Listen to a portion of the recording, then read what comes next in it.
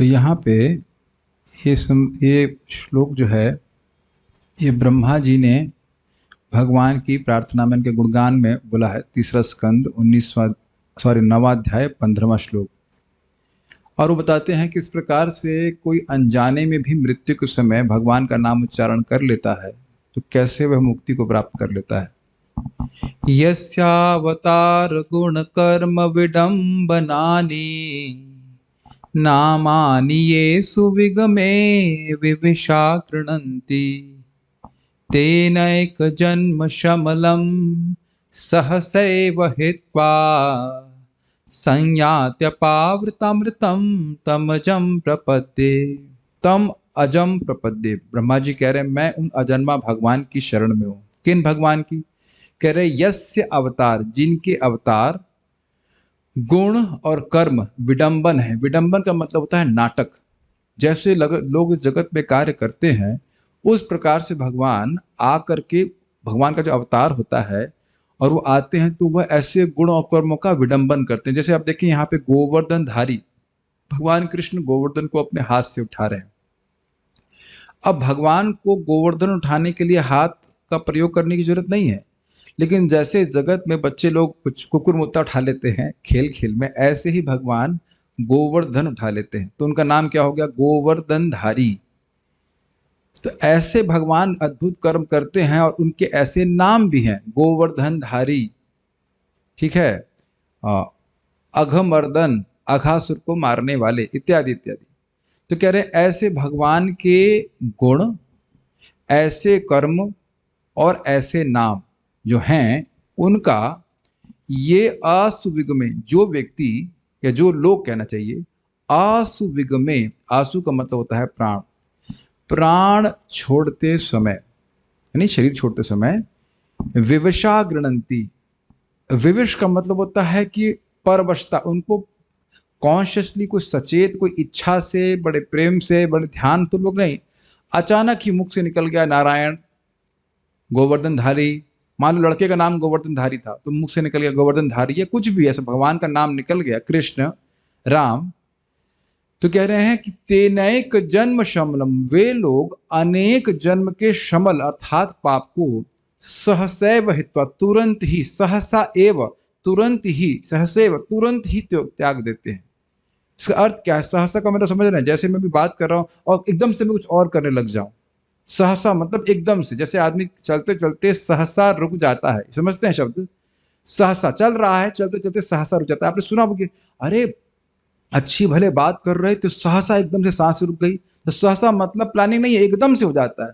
तो कह रहे हैं तुरंत ही अनेक अनेक जन्मों के, एक जन्म के नहीं अनेक अनेक जन्मों के पाप से वह मुक्त हो जाता है। देखो, और बात सहसा की आप समझ सकते हैं। सहसा का अर्थ है कि कोई योजना नहीं बनाई है। व्यक्ति जब बोलते हैं सहसा, ऐसा वो बोलने लगे मतलब कोई योजना नहीं बनाए थे। तो कह रहे हैं यहाँ पे देखिए बड़ा स्पष्ट है, विवशा और सहसा समझ लीजिए, कोई योजना बना करके नाम उच्चारण नहीं किया जा रहा है कि हम अब मर रहे हैं तो हम गोविंद का नाम लें या कृष्ण का नाम लें। अभी जो मैं नाम बोल रहा हूँ वो जानबूझ करके बोल रहा हूँ, लेकिन यहाँ श्लोक बोल रहा है कि अनजाने में भी कोई ऐसे बोलते नारायण, मुकुंद, माधव इत्यादि, तो अनेक अनेक जन्मों के पापों को त्याग करके क्या होता है? पाप त्याग देता है, फिर क्या करते हैं? कहते हैं संयाति, सम्यक रूप से जाता है। कहाँ जाता है? संयाति अपावृत अमृत, अमृतम, अप आवृत, आवृत मतलब ढका, बंद। जैसे मैं भी दरवाजा बंद कर दूं तो कहेंगे आवृत हो गया, ढक गया। और कहते हैं अपावृतम, जो अनावृत हो गया है, जो ढका हुआ नहीं है, क्या? अमृत। यानी कि भगवान का धाम जहां कोई मरता नहीं है, वहां का द्वार उस व्यक्ति के लिए खुल जाता है और वह भगवान के पास चला जाता है। ये कितना अद्भुत शक्ति देखिए भगवान के नाम की। कौन व्यक्ति जो उस पर जरा सा भी श्रद्धा करेगा तो नाम उच्चारण नहीं करेगा। क्यों? देखिए इसमें कैमुत्य छुपा हुआ है। क्या कैमुत्य है भाई? देखिए मृत्यु के समय आसुविगम में व्यक्ति की मानसिक दशा बिल्कुल ठीक नहीं होती है। नहीं होती है कि नहीं? उसका शरीर में क्या क्या गंदगी भरी रहती है, आंखों से कचरा निकलता है, मुंह से कचरा निकलता है, मलमूत्र व्यक्ति त्याग रहा होता है, बहुत गंदी अवस्था मृत्यु के समय होती है।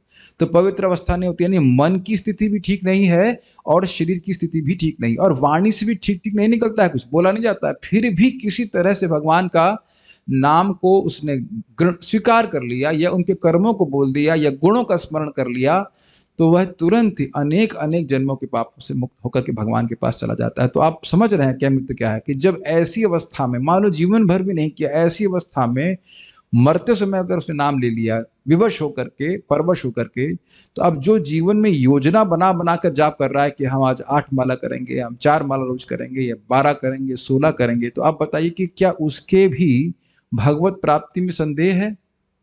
आप बताओ।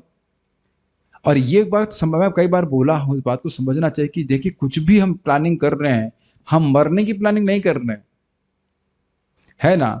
लेकिन जिसको हमें मारना है वो प्लानिंग करके रखा है कि इस व्यक्ति को कब मारना है। Do you agree? मान लो आज मुझे मरना हो तो यमराज जी निर्धारित कर लिए कि आज इसको मारना है, मैंने मरने की कोई प्लानिंग कर नहीं रखी है, तो कम से कम इतनी प्लानिंग जरूर कर लेनी चाहिए कि आज मरने से पहले मेरा 16 माला हो जाए। यानी कि सबसे पहला कार्य अपने सुबह उठते करना है वो 16 माला जप करने का है, जो भी हमने नाम का व्रत लिया, 4, 8, 12 जो कुछ भी, क्योंकि पता नहीं कि आज वाकई हम मरने वाले हों। तो मान लो मरते समय आपने नाम नहीं भी बोला, तो भी आज तो आपके आज का दिन पकड़े हैं तो अनेक अनेक जन्मों के पाप ध्वस्त हो गए कि नहीं? आप तो जानबूझ कर जप कर रहे हैं ना, कुछ अंतर समझ रहे हैं? यहाँ बिना जाने बूझे जबरदस्ती नहीं, अपने आप अचानक नाम उसने बोल दिया है बिना योजना के। तो आप योजना बना के करेंगे तो कितना लाभ होगा? तो ये देखिए, मैं नहीं बोल रहा हूँ, ब्रह्मा जी बोल रहे। कभी कभी एक बार मैं व्यक्ति को बता रहा तो वो कह रहे नहीं ऐसा हुआ है, ऐसा है। हमने कहा अश्रद्धा क्यों कर रहे हैं? ये श्लोक कौन बोल रहे हैं? ब्रह्मा जी। तो ब्रह्मा जी अपने दिन में कई बार इस श्लोक को घटित होता हुआ नहीं देखे होंगे, तब तो वो बोल रहे हैं ना। आप लोग, मैं, कोई व्यक्ति मरता है तो हम नहीं जानते कि वो कहाँ जा रहा है, लेकिन ब्रह्मा जी जानते हैं। ब्रह्मा जी जानते हैं कि कौन व्यक्ति मर रहा है, कौन कहाँ जा रहा है। यमराज जानते हैं कि नहीं जानते?